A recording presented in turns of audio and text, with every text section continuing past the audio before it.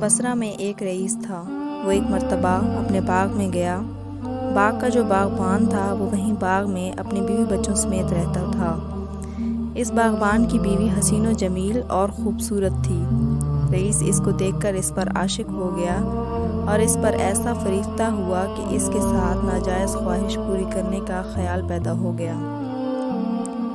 اپنی اس خواہش کو پورا کرنے کے لیے اس نے اپنے نوکر یعنی باغبان کو کسی کام سے بھیج دیا اور اس عورت سے کہا کہ گھر کے تمام دروازے بند کر لو۔ عورت نے جواب دیا کہ سب دروازے بند کر دیے، لیکن ایک دروازہ نہیں بند کر سکتی۔ رئیس نے پوچھا وہ کون سا دروازہ ہے؟ باغبان کی بیوی نے جواب دیا درے کے درمیان ما و خداوندست، یعنی جو دروازہ ہمارے اور خدا کے درمیان ہے میں اس کو کسی طرح بند نہیں کر سکتی۔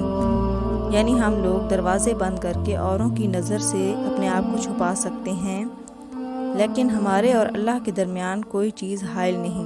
وہ ہمارے اندر و باہر، ظاہر و باطن سارے اعمال کو دیکھتا ہے، اس سے کوئی ذرا ڈھکا چھپا نہیں رہتا۔